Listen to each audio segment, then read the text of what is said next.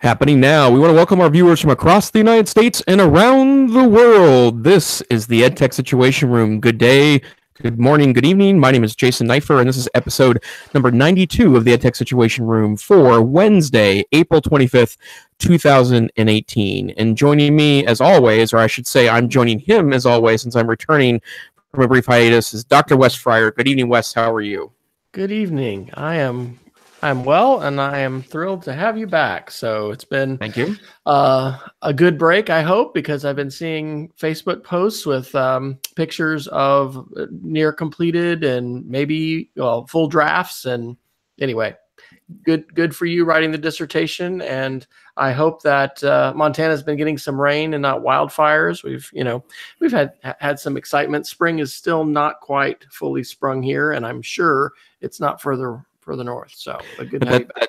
That is true. Montana is experiencing. Actually, we've had a really late couple of dumps of snow here, and then some weird drops in temperatures. But in Missoula today, it was 71 degrees, which is a good April temperature. And on Friday, we're supposed to hit 80 for the first time. So we're looking forward to that. And then to give a brief update, I have finished, for all practical purposes, my dissertation, and I had the person on my committee that's in charge of stats had an opportunity to go through there today and has signed off on my statistical testing.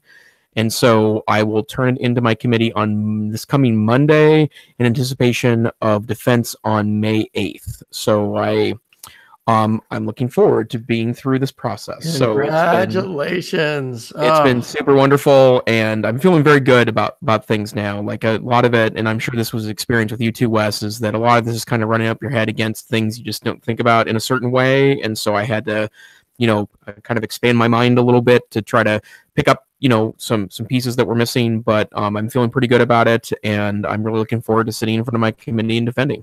Fantastic. That's right. Because the best dissertation is the completed dissertation. And if it has significance, then that's just all gravy. But, the meat and potatoes are done, and that is great. So absolutely. Plan a good celebration meal. Not sure when that will be, but we need to start making plans for a large steak to be shared. Yes, that would be awesome. So, well, I've been gone for a while, and there's been a lot of really interesting tech news, so I might stumble into some things tonight that have been talked about in some detail in previous episodes. But if you don't mind, Wes, I'd like to start tonight because there's a piece of older news that I haven't had the opportunity to talk about that impacts my day-to-day job. And by the way, I am the Assistant Director and Curriculum Director of the Montana Digital Academy, the state virtual school located on the University of Montana campus in Missoula, Montana. And there is a piece of news that is from a number of weeks ago, but the Virtual Learning Leadership Alliance and the Quality Matters organization have announced that we will be taking over the virtual learning course, teacher, and program standards from INACOL. And INACOL is the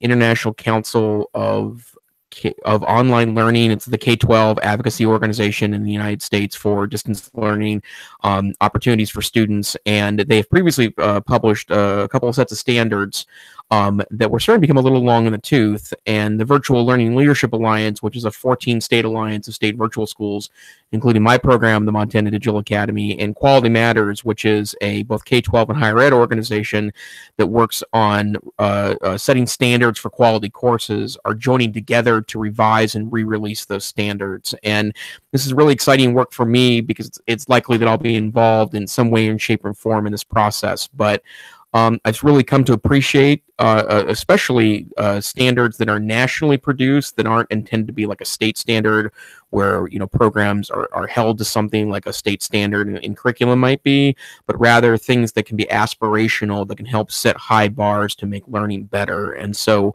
more details as the process goes along, and I'm sure that when I start becoming involved in the collection of data and the revision, I'll report back pieces here. But very exciting work going on in virtual learning in the United States. And I guess sort of speaking for the Virtual Learning Leadership Alliance, we really value our partnership with Quality Matters, of which Montana Digital Academy and the rest of the Virtual Learning Leadership Alliance membership schools are members of the Quality Matters Alliance. So we're really excited about this work and hope to have some news soon about release dates of those standards, as they will be in a staggered calendar over the next couple of years.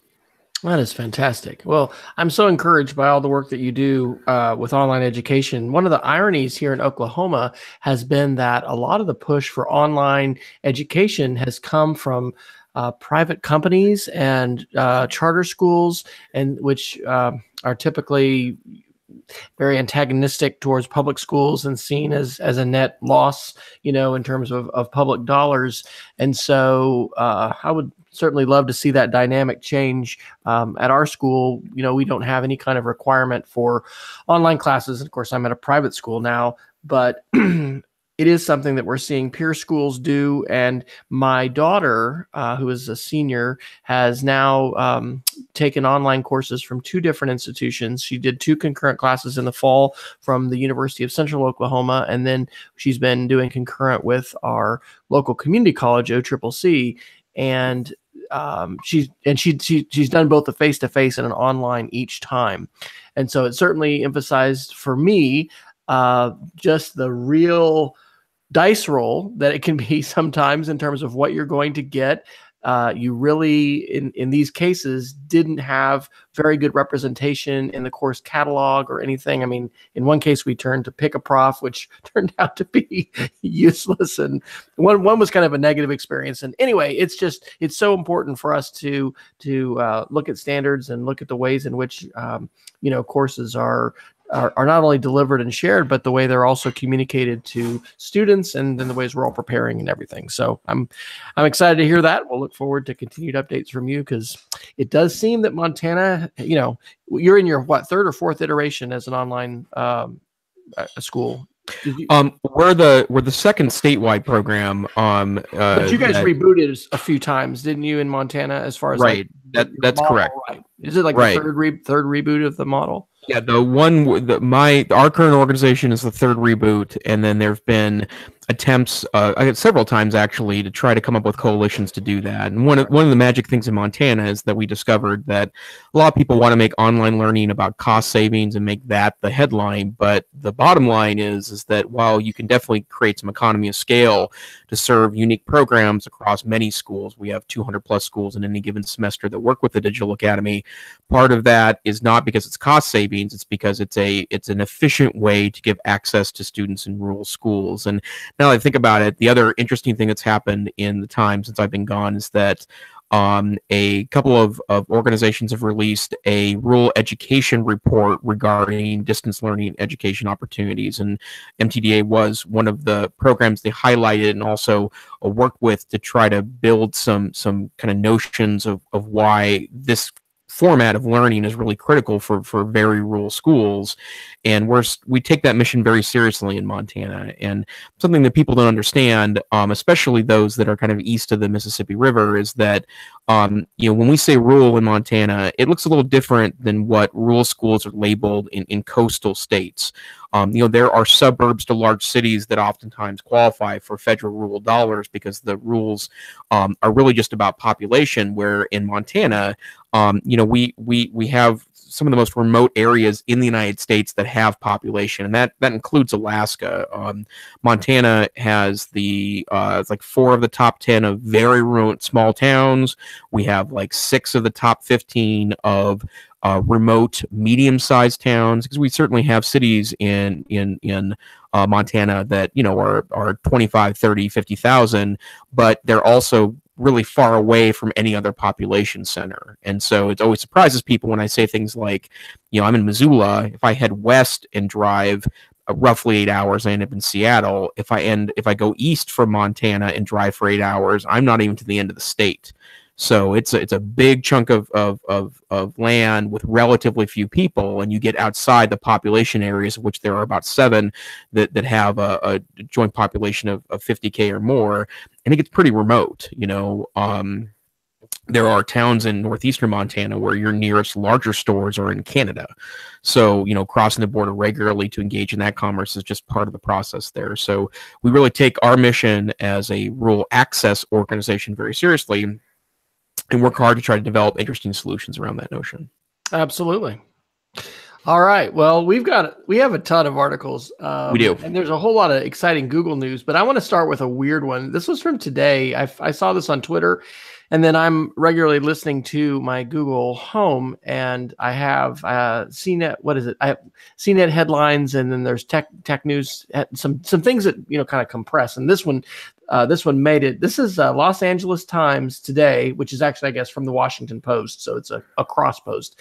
Electronics recycling innovator faces prison for trying to extend computers' lives. And this is a story of a fellow named Eric Lundgren. And he's been an incredible recycler, finding all kinds of ways to process and recycle e-waste in the United States. And he's worked for large corporations, IBM, Motorola, Sprint. But unfortunately, copyright law has run afoul of him. And when you purchase a Windows computer licensed with the Microsoft operating system, and I think this was from Dell, you have the free opportunity to download restore disks. And if you have that, license code, you can just legitimately download that, burn that disk. And if that computer, of course, it's not recommended anybody run anything Windows XP and older. Those are not supposed to be supported operating systems. But in the spirit of recycling and not just buying something new because there's new stuff and companies want you to, he worked with a Chinese company to basically create these and try to sell them for 25 cents a piece. And even though they were never sold, they were seized by customs agents, and he was found guilty and fined tens of thousands of dollars. And actually, it looked like the prison time may have been waived. But his 28,000 restore disks, they said, had a value of $700,000. And so he was given a 15-month term and a $50,000 fine, and then that has been appealed. So anyway, kind of crazy. But, it's interesting thinking about how long devices last, when we've got to refresh them, e-waste and recycling, stewardship of the planet. There's a whole lot of intersections there. So, Jason, have you had any personal experiences dealing with restore disks from Dell machines? And I know you've used Chromium or other kinds of tools to resuscitate computers. So did this article strike you as a surprise? It did, and I read a different version of this this afternoon. And part of what's really interesting to this to me is that the guy was downloading software you can download from the internet without payment or firewall or password wall, and simply burning it to disk for the convenience of those that were picking up these elements. And I think what seems strange to me is that it seems like a kind of a tone deaf move on the part of Microsoft, because he's not really distributing licenses, which is what this article does a really good job of highlighting, that it's licenses that are the what Microsoft sells. They don't sell disks, they sell licenses. It's the reason why there probably are millions of copies of Windows sitting in homes that people could easily give away or toss away, and it's not worth anything unless you have a license key that can be activated by an activation server. And so where it really stuck with me is that something that's been really great about the Windows 10 era is that you can go and download a copy of Windows 10 from Microsoft.com and burn it to a disk or put it on a flash drive.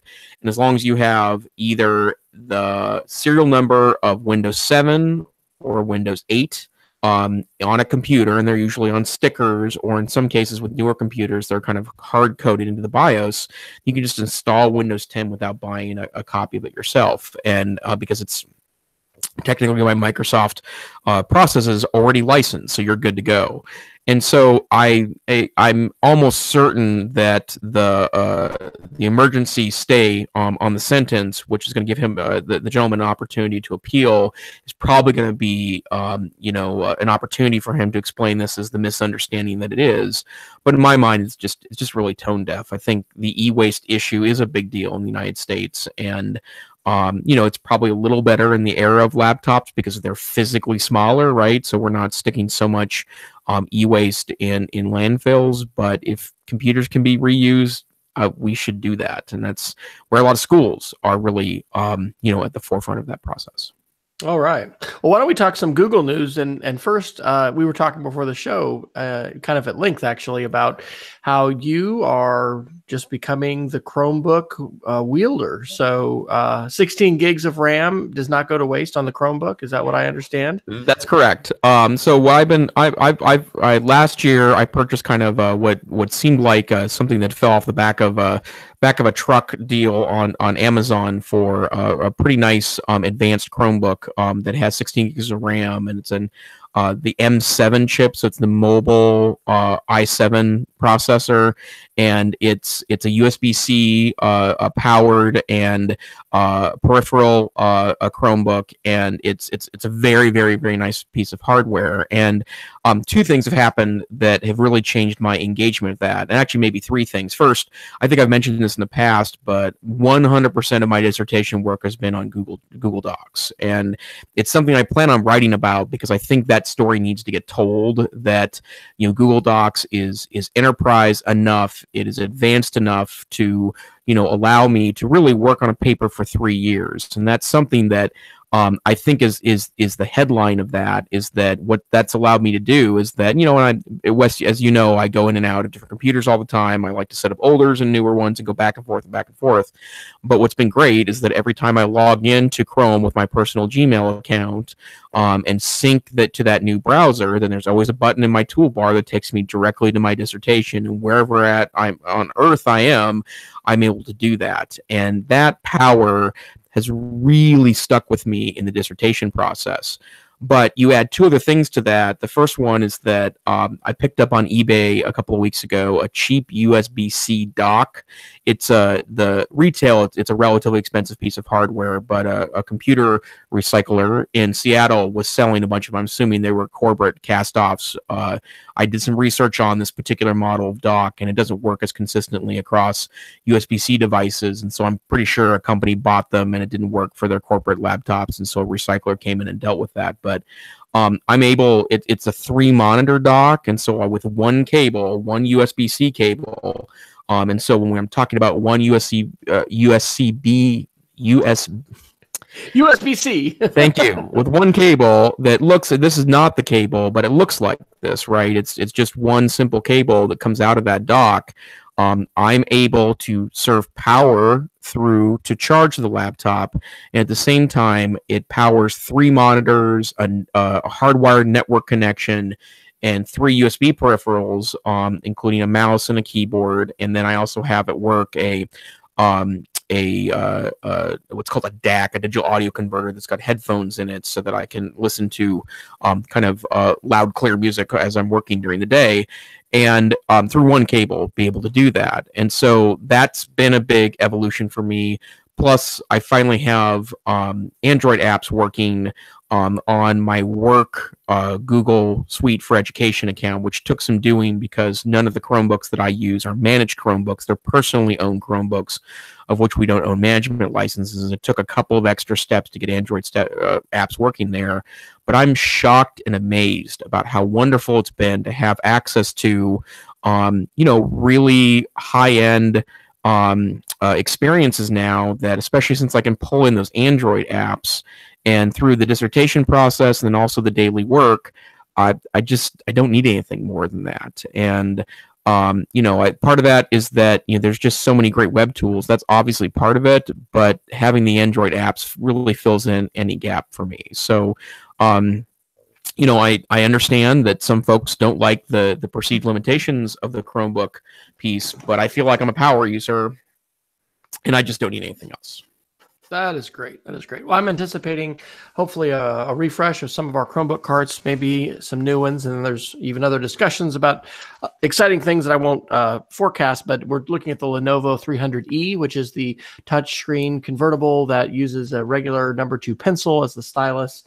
Pretty excited. I'm excited to get hands-on with that, and then to potentially see what that would do with, teachers flipping classes and doing math and English and all kinds of things. So let's talk some of the Gmail updates. Google has announced some exciting updates for today, and I'm pretty enthused, especially about some of the security features. So I think you had dropped the PC Magazine article about the features. You want to speak to those a little bit? Sure. So let me start there. That one of the things that I find to be really nice is that the new Gmail features that dropped today. First, it looks beautiful, and if you have a personal Gmail account, you can right now kind of opt into the new systems. It's just a little button in the little gear icon in the upper right hand corner of the kind of the desktop browser experience will take you to the new version, and it's got that wonderful flat material design that Google is now famous for in Android, and it looks spectacular. It looks very modern. And I would assume that over time, and I haven't looked to see if you could still theme the Gmail screen, but I'm presuming that they'll have nice flat themes available so you can kind of personalize it to your tastes. But those very visual updates are kind of covering or maybe burying some of the really great new features of Gmail itself.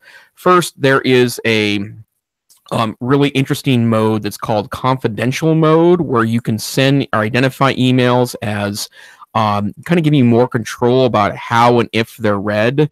And so the way the PC Magazine describes today is that they call it granular control over who can see information in email and what they can do with it.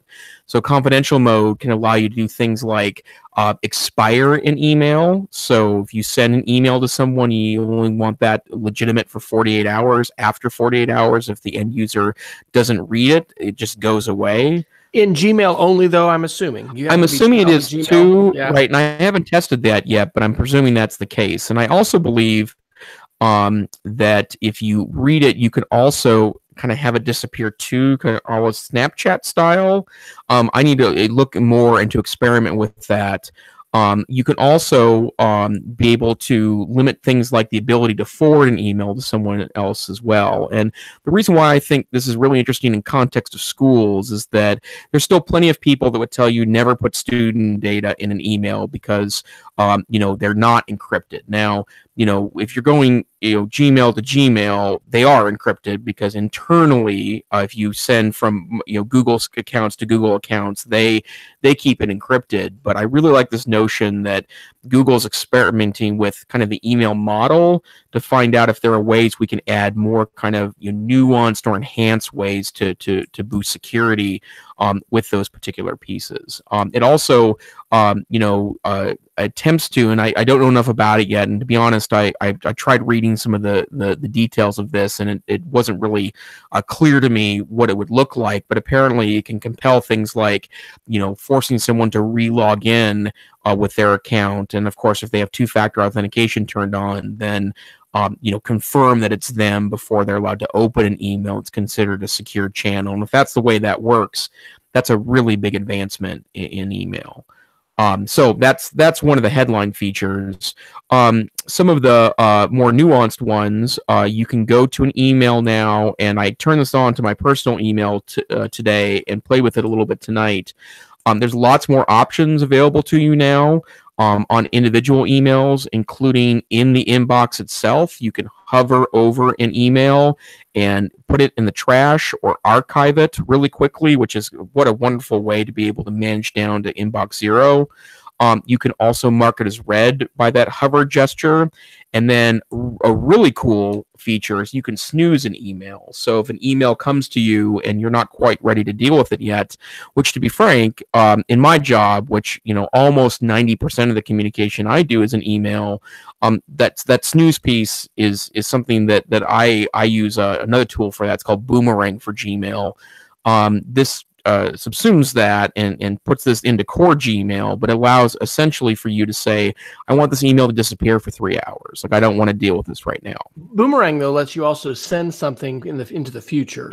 That's correct. Yeah, it's more functional than that. Yeah. Yeah, that feature I don't think is part of these upgrades. It's not. And for me, I will continue to pay for Boomerang, which I do for my work account, for the other feature that I can have something boomerang back to me if I don't get a reply. And that's a feature that I think Google would be wise to kind of create in the email system. But I like this notion of giving more tools to kind of manage email. I still think one of the reasons why email is so terrible is that unless you are super active and proactive about managing email, it becomes a big mess of doom pretty quickly. But giving you these nuanced tools where you can go through and process your email quickly and efficiently, it's really killer, I think. And if you are someone that has to spend a lot of time in your email like I do, I think that's a pretty great thing. Absolutely. I'm excited to see the security features. I read that they are highlighting the phishing emails to make that really more noticeable. We've continued to have issues with that at school, having folks creating false Gmail accounts and tricking some of our more savvy users. Yes. One of the things that I've debated as a tech director, and probably others are as well, is whether to pay some companies to come in and test your faculty. And yes, we've decided not to do that because basically what you're going to find is that people will be tricked. And we are. I don't know. I mean, I don't think public shaming and calling, I mean, you wouldn't call people out by name, but I know of other schools that have, put up graphs to kind of show, what levels of teachers, were opening and things like that. But just the fact that we've had some of our most savvy, or what I would consider some of our most savvy users, fall prey to some of these. They haven't, clicked things to authenticate, but it's in some cases they've engaged with some people who were pretending to be high level administrators and were not. And so, checking that email address, right. There's all kinds of ways for this stuff to happen. And so I'm glad for Google to be featuring that. And I will mention as well in the article that you put in about how you can do this now. For Gsuite, your Gsuite admin will need to authorize that in the admin panel. So I'm going to go ahead and do that tonight for our users and send this out. And I've been using a variety of different apps to try and, streamline and make things faster. I guess HOP, H-O-P, is the one I've been using on the iPad most recently, sometimes with the snooze features, and just trying to get that workflow faster as far as processing it. So I'm glad to see that, and definitely the security features can help. And I would also just point out to everybody that the report as phishing is a really important menu choice whenever you receive a message that you're suspicious about and think this isn't legit. In the drop down, when you click on the hamburger or whatever you call the 3 dots, on top of each other, you've got report spam and you've got report phishing. And so we've really encouraged folks in our school to utilize that, because the more people even inside your organization report that, it is supposed to then take it out of the inbox for others, because it will be flagged and identified. And so anyway, that's another thing to keep in mind. If you've got savvy, users that are identifying phishing and you're trying to test the whole, faculty and staff, you get folks doing what they're supposed to do, and they recognize that and saying, hey, that's phishing, then, a lot of folks may not ever see that message because Google is going to file it away. I'll also note that the features are different depending upon what you're using. A lot of our folks are still using default Apple Mail, and so that's not giving you all of those choices. So I think it's a good idea to encourage people to use the actual Gmail application on their iPhone or their Android device, and then they'll have better access to those kinds of specialized reporting tools, which otherwise they're going to have to go to their desktop browser and utilize it there. Right. And then there's a couple other about how wonderful this, which I don't know if it's the official title or not, but to be frank, I like the whole notion. But nudging is this notion that Gmail will attempt to use kind of smart AI to determine emails that need your attention, but you've ignored for a couple of days. And if that's really true, hallelujah, right? Like that's pretty sweet. But it also, if you're constantly deleting emails that come from a vendor, for example, it might suggest to you that you should unsubscribe from those emails. And if that's something that's going to evolve over time, especially if they're going to use artificial intelligence to kind of ramp up what that could do, this could really revolutionize email in the same way that I think Gmail revolutionized email when it rolled out in 2003, 2004. And it seems like these are kind of long due features, but if the nudging is real, that's pretty sweet. It can also integrate unsubscribe notifications and higher priority emails based on also artificial intelligence.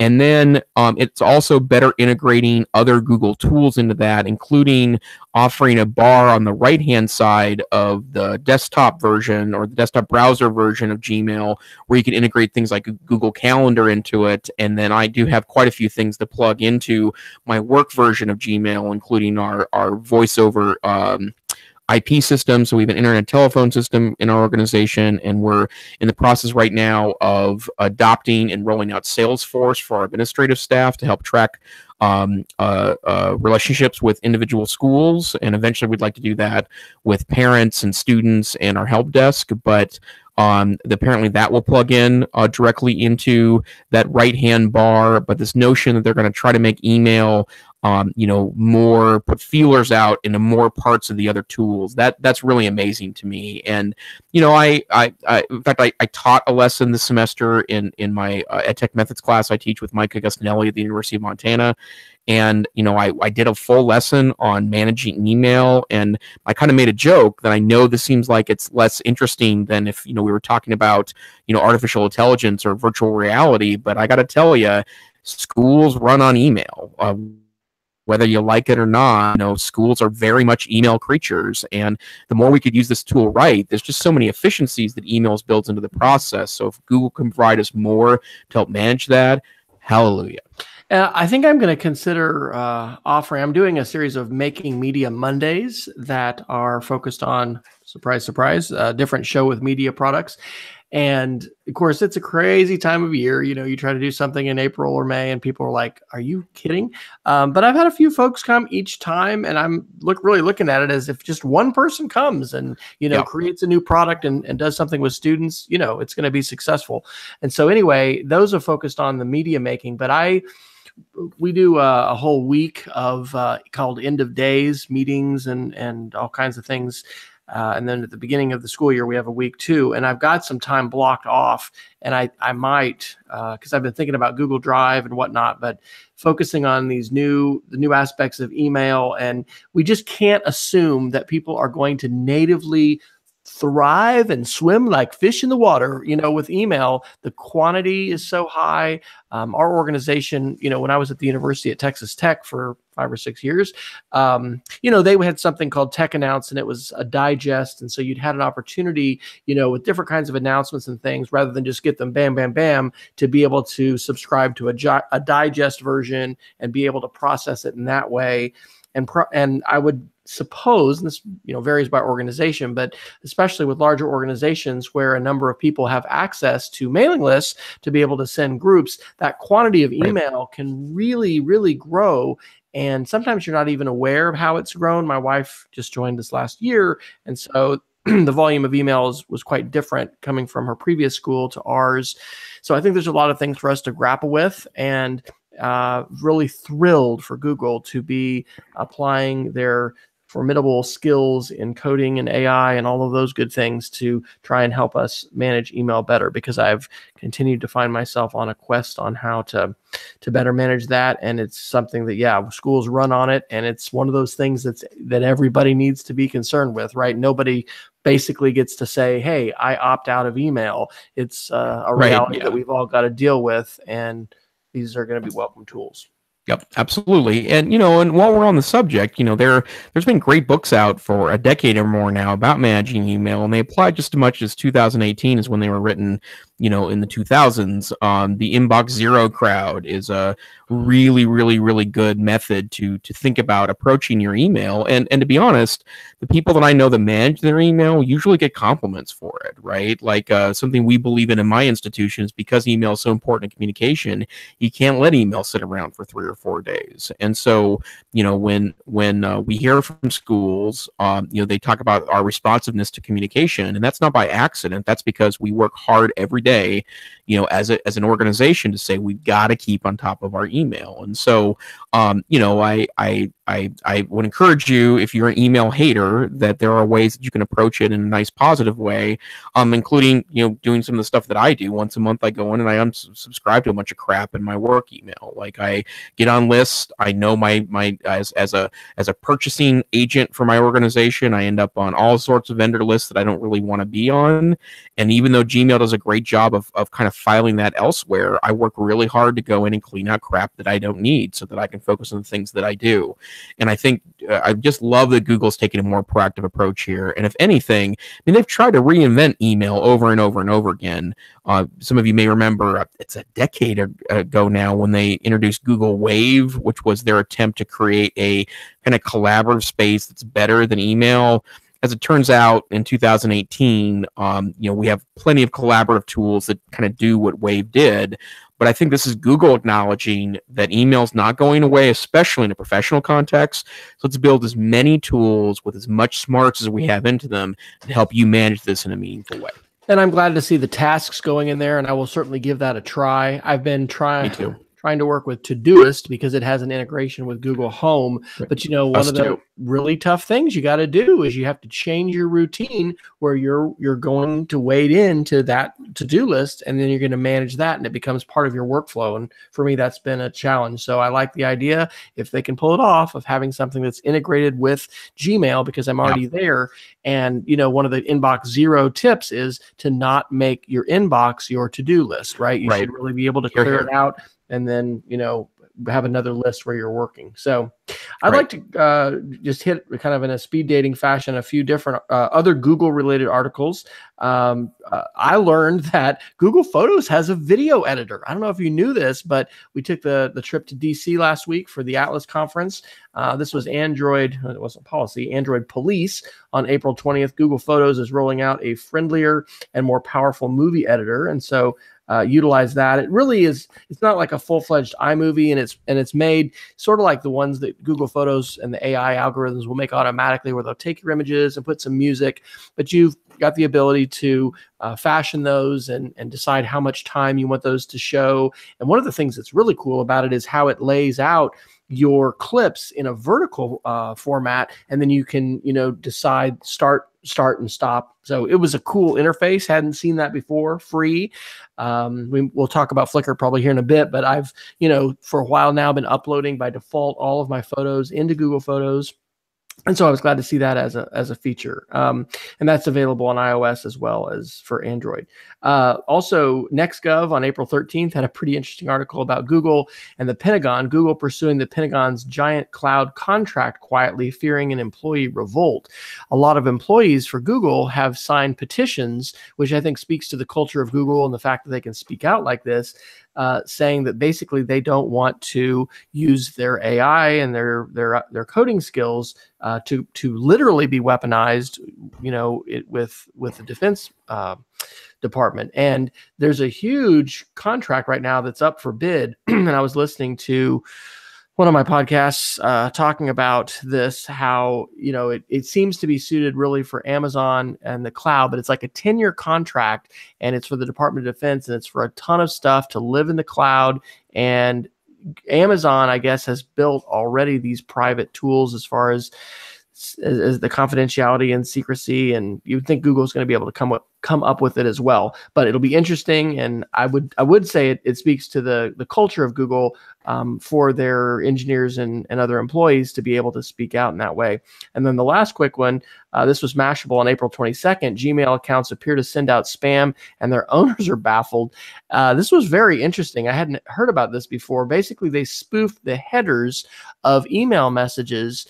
And so you actually received them, but they immediately went into your sent box. And so you kind of freaked out thinking, oh gosh, I didn't send that. Have I been hacked? And they said it wasn't a hack. You weren't compromised because, people with two-step and these other things on were like, how did this happen? And so it wasn't an actual hack. It was spam that was sent, but the headers were manipulated in such a way that Gmail filed that away in sent mail and caused people to think that, what is this? I didn't send these messages. They actually weren't sent. They were received and filed in the sent box. The last thing I'll add to that is I had someone on Sunday at our church come up to me and said, oh, you've been hacked. I'm like, okay, show me what you got. And his email, had a message purportedly from me, and it said West Fryer. And then the @ was some other domain I'd never heard of before. And probably he has been hacked because, with two-step and everything else. And I'm, by the way, not throwing down a gauntlet if you're a black hat to say, come and get me. I will never do that. And I hope that's not we transcribed. Respect you, man. Yeah, you've got awesome skills, man. Don't come get me. But anyway, I was, going to be dubious. WordPress and other things like that, I continue to contend with different kinds of hacks and things like that. But anyway, I think in this case, it was highly likely that he had been compromised, and in some way, both his name and mine, were connected. And so it was a typical, not very much information, not worded really well, and it had my name. And anyway, it was yet again one of these examples of folks trying to get you to click on something and trying to, pose as legitimate. So, right. Any thoughts on any of those articles from you? Yeah, I would say that we're seeing an uptick too in phishing attacks, and they're getting pretty clever. I was in a meeting out of the state a couple weeks ago, and our office admin received an email purportedly from the boss that said, "Hey, are you in the office this morning?" And then that's all it said. And it looked like there was a link to click on the bottom, and I can't remember now that I think about it out loud what the trick was there. But she immediately forwarded to me, and I'm the one who usually deals with that in an organization. It looked pretty legit, and it would be something of the boss to email to say, hey, are you around this morning? If they want to connect, especially since he was at the meeting with me out of state. And that's clever. It's interesting, Wes, to hear you talk about how you decide not to test your faculty in that way. We're considering doing the opposite. We want to give it a try to see, even if we don't end up reporting that back to our faculty, because we're in a distributed work model and all of our teachers work outside of our organization, we are concerned about that because, it's not quite as easy to, go down to the tech guy down the hallway and ask those questions. And, the phishing attacks are becoming more clever. And, I almost harken back to the days then the worst we had to worry about was a Nigerian prince that wanted to give you 20 million pounds. So that is something we're concerned about as well. Have you implemented two-step yet for everybody? We are all administrative staff that has broad student data access. We are now, and then when teachers come back in the fall, all of our summer school teachers will do it this summer because we have access to them, and we'll hear from them daily, so it's easy to roll that out. But then we'll start working on that in the fall. It is challenging with a remote organization because even in the 15 accounts we've set up so far that have bigger administrative access, it's not unless you've done some reading in this area, it's not particularly intuitive to the point of this. And and luckily particularly, and this is true about Microsoft Suite as well, but the Google Suite has a great app you can download.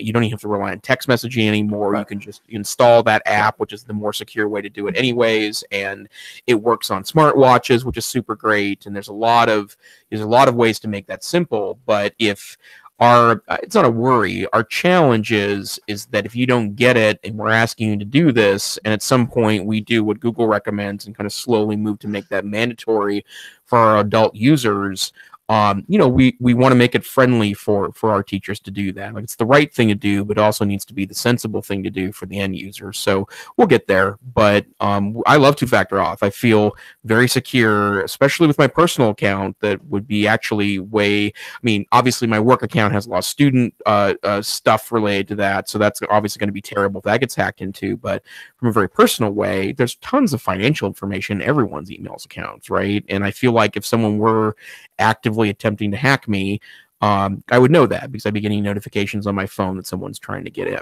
So, very much on the top of our L1 as well. Would you mind if I took a couple of those Google articles quickly? Go for it. The one that was most exciting to me today is that, well, actually two. First, Wes mentioned that Google Tasks is going to be a more, like Google's been working on a to-do list for 15 years. It's nothing new. And I think now that Microsoft has their to-do app that used to be Wunderlist that they bought and it's integrated into their suite. Which bumped me out, by the way, because I really like that. Yeah, I did too, and the new version's not. It doesn't seem to be as they took it in a different direction than Wunderlist was going into. And then Todoist is also our preferred joint app in my household for shopping lists only, and it's okay, not great. But Tasks integrated in Gmail is pretty interesting. The other release this week from Google, they got a lot of interesting stuff going on. The new YouTube Kids app, which they kind of keep reinventing over and over again. YouTube Kids is now going to be a service that has human curated channels. And as reported previously on this podcast, there were some issues earlier in the calendar year with YouTube Kids having a lot of not pleasant videos for younger crowds. Both smut is the word I'll use tonight, even though that makes me sound like a 70s radio DJ. Some smut on the YouTube Kids, and then also inappropriate commercial videos and end up wiggling their way into that. And there's two pieces that are interesting there. First, obviously, a human curated list is great. That is a good direction. But also, parents are going to have more parental control with those apps now, so they can choose which playlist that they want their their kids to have access to. And I find that to be frankly awesome, right? Like, it's what a great way that especially if they can, go down to individual videos, just say yes or no, or if you could curate a list and only that list is available in the YouTube Kids app, that's really sweet. And I think that's very empowering for parents that, if you want to rely on a tablet for quick distraction for kids and don't want them out on open YouTube, of which is a concept I totally understand, that's a powerful way to do that. So it's good to hear that Google's taken what seemed like a tool that was, inspiring more controversy than power. They're kind of going in the right direction on that. I'll just add to that we had another digital citizenship parent university last night, and so, I think that's the sixth one that I've led in the last since December. So 4 for school and 2 for church. And it's interesting to hear the conversation around YouTube Kids and YouTube. Definitely stories that people have about, thinking it was safe, thinking it was fine. It's really not a great idea to, just hand a young child a tablet and say, hey, knock yourself out, whatever you want to do. I mean, it's I'm glad to hear about the curation as well. And, to YouTube's credit, they've done a bunch of things like adding features there where you can remove the search if you don't want the kids to be able to search. It's amazing what even very young kids that we might consider pre-literate are able to do in being able to search on a device and a phone. And we've had several stories parents have told about that. It's also interesting thinking about, and this is not, our kids are older, but, sleepovers and what that means today, and how some parents will check in the devices at the door, because you can't just bring in the phone, you can't just bring in the device. And my wife and I actually had a conversation the other day, and I don't know what the answer to this is, but at what age do you want kids doing open Google searches? She's teaching third graders, and so they've this wonderful website archive.org, and it's ARKIVE. They've done that almost exclusively for their animal research. It's been great. And Google has gotten better even within the Google Classroom. Well, no, I guess it's within Book Creator. Anyway, to be able to do filtered searches. So those things are progressing, but important issues to talk about in the context of digital citizenship, some of which, would impact us in the classroom, and other things are going to be, parent-based as far as what you want to have your kids doing or not doing. Absolutely so. Well, I want to talk about Flickr, because I want to hear your thoughts on this, Wes, because I know you are a Flickrite. Is that the official term for that? But last week, SmugMug, which is, my understanding is, I've never used SmugMug, but my understanding is that SmugMug is is a preferred photo service for professionals. So despite the kind of silly name, that it is a service that professional photographers flock to, but SmugMug has acquired Flickr. And for those of you that are unaware, Flickr was an independent tool for the longest time and was easily the most popular photo storing and sharing service available on the internet. And then it was acquired by Yahoo, and then of course Yahoo spent its days in the wilderness. And then now that Yahoo is a Verizon property, Yahoo has sold off Flickr to SmugMug. And of course, the question now is, can SmugMug pull Flickr out of its tailspin and make it the thing that it once was? So, Wes, first and foremost, are you still actively using Flickr as a consummate iPhone, or actually, I should say now, Android photographer? I am. I need to actually upload an album from our Washington trip. I tend to do that when there's some kind of an event and, push that up there and have an album. I'm excited. I think this is probably a fantastic outcome. We use SmugMug actually as our official photos for our communication department at our school. So you go to our website, cassidy.org, and then you'll see the link right there to check out our SmugMug albums. And I think our communications department has just found it to be, very flexible and robust as far as the controls that it allows and how it lets parents get stuff. And so that's become our photo gallery. So I think SmugMug, from what I've read and seen, has done a nice job monetizing, which is the key, right? Because any of these tools that do not find a pathway to profitability, are gonna go, the way of the dinosaur. So I think that bodes really well. I also like what the I think SmugMug founder or CEO, whoever's in charge today, is talking about, because he's going to listen to the community, and it's exciting to think about, breathing life. I saw that you dropped in a Recode article, can Flickr be relevant again? I think that's a very loaded headline. I think Flickr has still been hugely relevant. If you think about Twitter and the ways that, or Facebook, and just the ways that there's so much emphasis on how much are you growing and are you adding more millions and all of this. Flickr's been a vibrant community, especially when you look at the Creative Commons licensing and the role that plays and people being able to repurpose media. I mean, it is just phenomenal, the media that is accessible that way. So I think it's a great chance at, not a resurrection, but some iteration and perhaps a little bit of reinvention.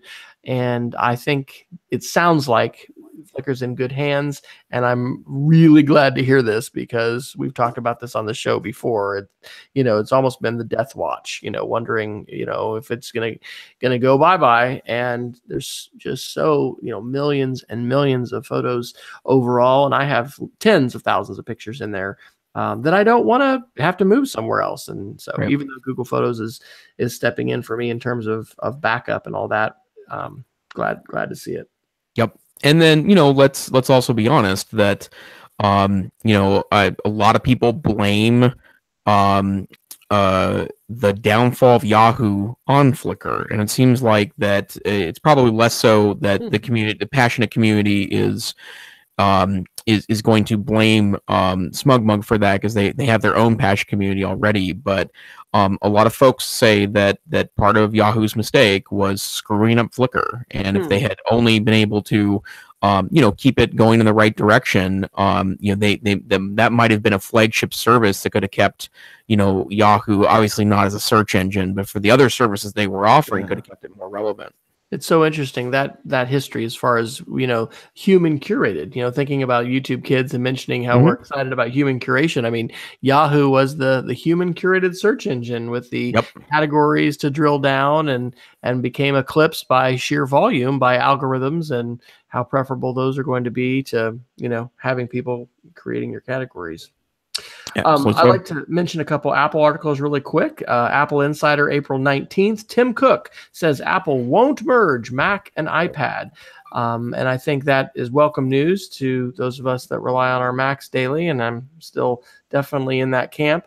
But I will say this doesn't rule out running iOS apps in the Mac, right? Yep. And so I think we're seeing, who is it?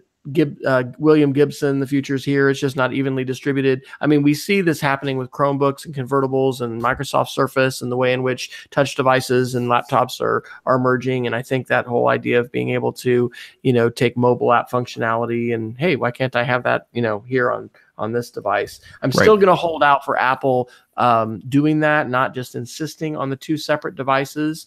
And I think that would be the most exciting Apple announcement in years, if they would announce at some point that, yes, the MacBook Air has a full touch screen, not just the touch bar. But we haven't seen any hints of that happening. The other Apple-related thing I would mention is Fortnite. Fortnite made over $25 million in its first 30 days on iOS. We talked about this quite a bit last night at our digital citizenship conversation. We had a dialogue night with for students and parents. And we talked about addictions for games and things, but we also, I have not played it yet. One dad described it as 100 people are on an island. It's the last man standing. And, I have been to see Ready Player One twice now, which I don't know if you've seen it, but highly recommend that. And I think I'm going to have to jump in and give it a shot. It's taking the world by storm. The revenues don't compare to Pokemon Go yet, but or maybe it's just the number of users. But are you, Jason, a Fortnite user? I'm sure with dissertation, you've had lots of time to play video games ad nauseum into the dark reaches of the night. Right. Yeah. Actually, the whole dissertation was fake. I've just been gaming on Wednesday nights. So I have not gotten into Fortnite, but the student that's living in our home, we are exchange parents for this year with a good family friend from Sweden. And man, is that kid into Fortnite. And it's not just him though. I mean, my wife talking to other parents of students, I mean, it's really taken, kind of kingdom by storm. And I have read some interesting articles about how the model keeps getting tweaked, and they do other games within the Fortnite model that are more cooperative, and apparently that's been going very well, that going on teams as opposed to just one versus everyone and that sort of thing. But having seen it, and it's a multi-platform game, it's available on pretty much everything that you could game on except for a Chromebook. Sorry, Chrome users. But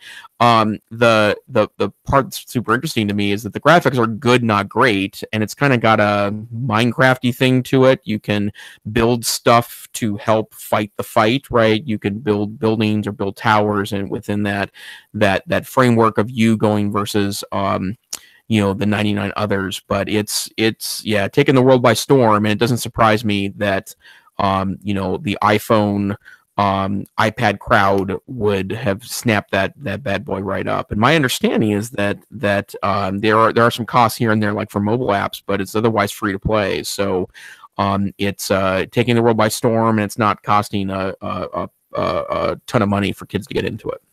Well, we probably better do Geeks of the Week, but we've got a whole bunch of "Are You Paranoid Yet?" articles. So you want to give us a couple of those quickly?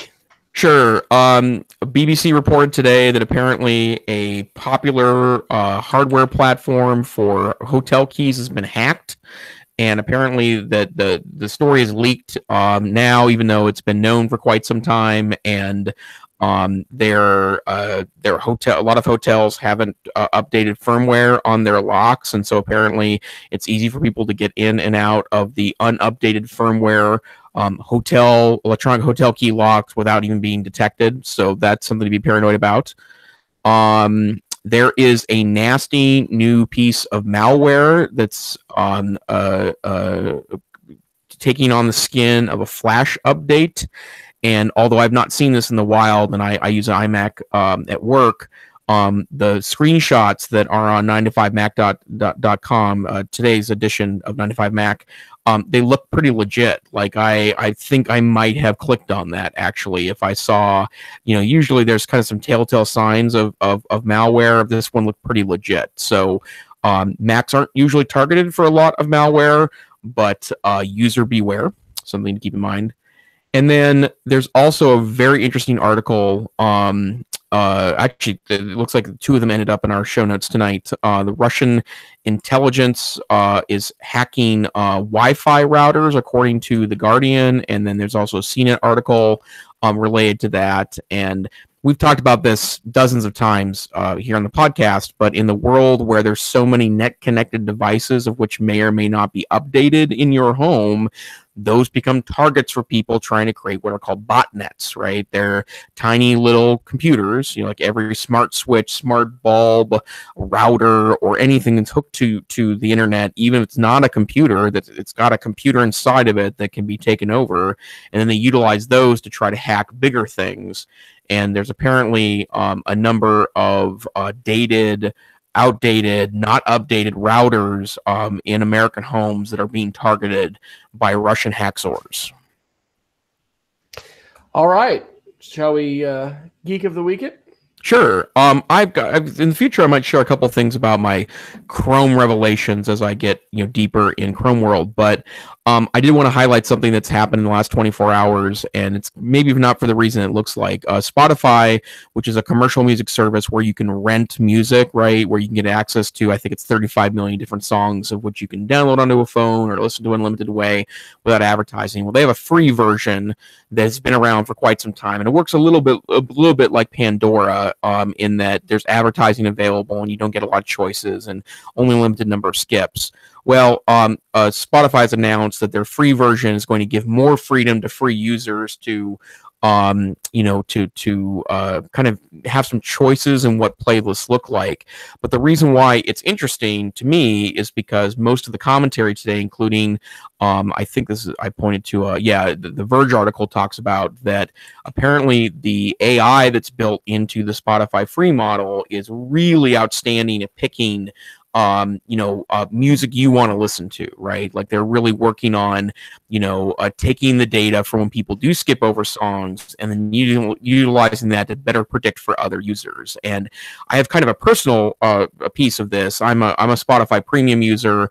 Spotify is hooked up to our various home devices in our home, and obviously we don't have it set up yet to where it's going to individual Spotify accounts. So everyone that listens to music in my home impacts my Spotify music prediction choices, right? So in the last 6 months, for example, some Swedish pop has ended up on my list, of which I am not a Swedish pop listener, but there happens to be someone in my house there is.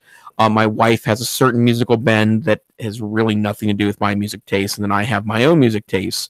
But it's good to hear, and apparently the free AI is surpassing the paid AI right now, and so there's starting to become some commentators that say they hope to see some of the really great things that are going into the free app make its way into the paid version of the app. So if you are a Pandora free user, or if you haven't tried one of the streaming music services, now is a good time to download Spotify free, set up an account, and you give it some information about what you like to listen to and see if it can kind of predict what you're into. We're doing an Apple Music subscription as a family. If we wanted to move, can we import all of our playlists to Spotify? Do you know if that's possible? I'm pretty sure you can. That was a couple of years ago when I moved to Spotify. That was my concern too, is that the playlists, they just take a while to curate, right? And they're kind of valuable for not being monetarily valuable, and I'm pretty sure there's ways to do that. Yeah, okay, we may check that out. Well, I have two really quick. The first one is called Wordable. I am working on some different book projects and played with this over the weekend. Was really impressed. You end up paying a subscription, but I think I'm going to do it. You can try it free for 24 hours with no restrictions. And really what it does is it takes a Google Doc and throws it right into a WordPress page and takes care of all of the weird, wonky formatting that you may be familiar with if you've tried to do that, in between Word and Google Docs and other websites like WordPress. And then the other one really quick is Mentimeter. Had a chance to hear part of Kevin Jarrett's Makerspace presentation this last week in Washington, D.C. Actually hadn't realized Kevin Jarrett is completely independent now. He's got his own company called Firewalker Consulting.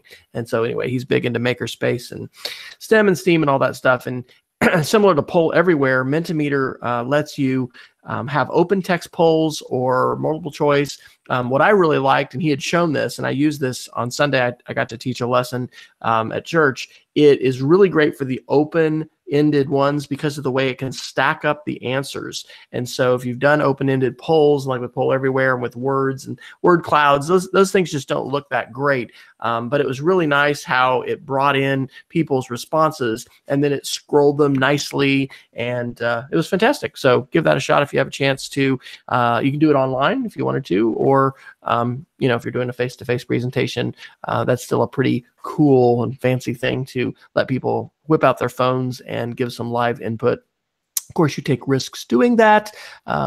Students and stuff, good chance for a digital citizenship conversation before you perhaps give them a chance to do an open text poll. Maybe you don't do the open text. Maybe you stick with multiple choice, and that's a little bit safer with an audience that you're not exactly sure how they're going to handle their freedom.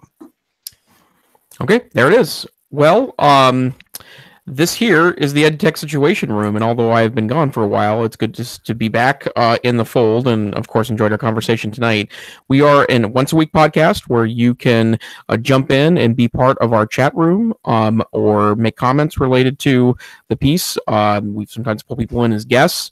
But if you don't want to listen to us live, we happen to be available just about everywhere the finer podcasts are aggregated. So whether you are in one of the podcast apps, including the standardized ones, or you're talking to your smart speaker, you can ask for EdTech Situation Room and be able to listen to this weekly archive. Or if you're interested into finding the links of where we're pulling our information from, you can always go to our website, edtechsr.com, and see each week's show notes, in addition to our broad list, our now massive size Google document, which has our 92 episodes and every link we've referred to since the beginning of this process. I'm Jason Neiffer. I'm the Assistant Director and Curriculum Director at the Montana Digital Academy. You can find me on Twitter at TechSavvyTeach or the Tech Savvy Teacher blog at blog.ncc.org, where I try to post interesting information. And since I'm going to be done with my now 10-year-long project in a couple of weeks, I have a lot of interesting things I'm working on that I hope to start releasing summer and early fall. And what about you, Wes? I'm Wes Fryer, W. Fryer on Twitter, speedofcreativity.org on the blog, and I actually, and we'll talk about this later, but excited for a Seattle trip and the chance of bringing a making media workshop to the Seattle area in late June. And so if you've got a connection there with a school that might be interested in hosting, you can let me know. I need to do some reaching out here in the next week or so to try to get that location finalized. Okay, well, we will see you next week on the EdTech Situation Room. Stay safe, stay savvy, and we hope to see you in a future edition of the show. Good night. Good night, Peggy.